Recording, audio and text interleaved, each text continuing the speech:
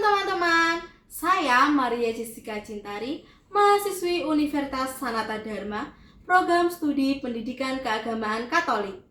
Pada kesempatan kali ini, saya akan membahas tentang Yesus dalam budaya Jawa. Nah, teman-teman kira-kira udah tahu belum?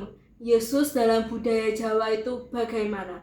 Kalau kalian belum tahu, mari simak video berikut ini. Yesus dalam budaya Jawa dipahami melalui nilai-nilai seperti keharmonisan, tata krama, spiritual, dan kerukunan. Ajaran Yesus dihayati melalui kontekstual, melalui tradisi dan cara hidup masyarakat Jawa. Yesus dipandang sebagai pribadi yang memiliki keselamatan, kedamaian, dan keseimbangan hidup.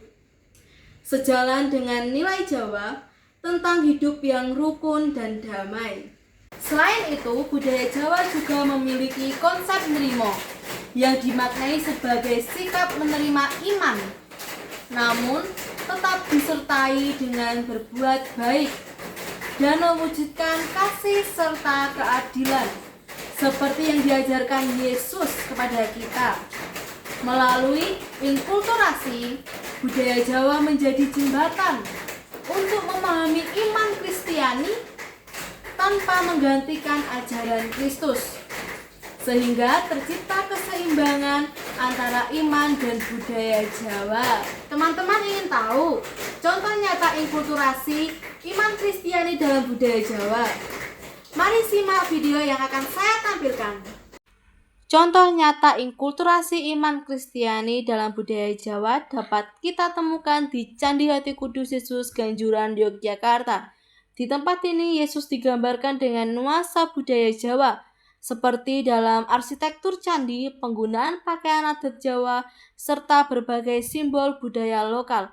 Ganjuran menjadi bukti bahwa iman Kristiani dan budaya Jawa dapat berjalan berdampingan secara harmonis, sehingga umat semakin mudah menghayati ajaran Yesus melalui kekayaan budaya yang mereka miliki. Nah, gimana nih teman-teman saat kalian melihat video tersebut?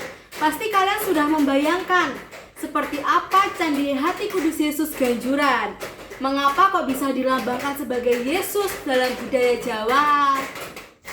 Baik teman-teman, di sini saya juga menemukan 3 gelar Yesus dalam budaya Jawa.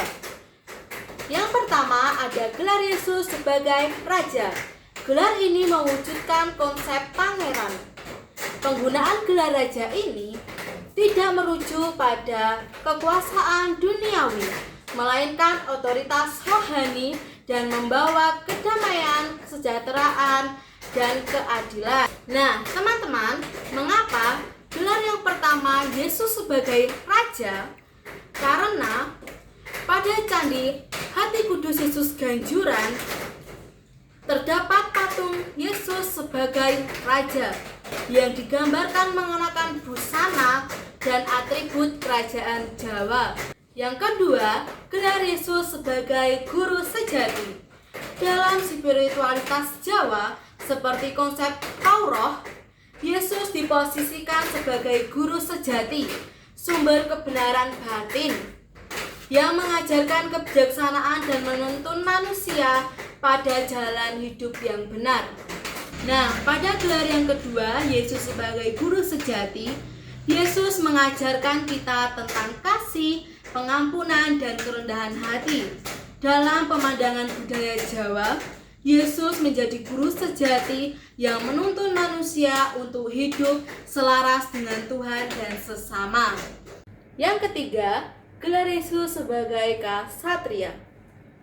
Ksatria utama dalam pewayangan seperti wayang Wahyu, Yesus kerap diilustrasikan sebagai tokoh ksatria, sakti, berbudi luhur, dan membela kebenaran atau dharma.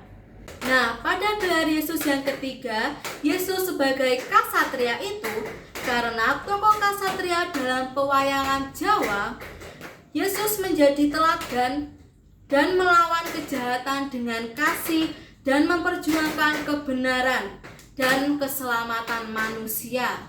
Baik teman-teman, itu tadi pembahasan bentuk inkulturasi iman yang menghubungkan ajaran Kristiani dengan nilai-nilai budaya Jawa. yang dapat disebut sebagai Yesus dalam budaya Jawa. Melalui 3 gelar tersebut, masyarakat Jawa dapat memahami Yesus secara lebih dekat dan kontekstual. Dengan demikian, pembahasan saya tentang Yesus dalam budaya Jawa, saya ucapkan terima kasih dan berkah dalam.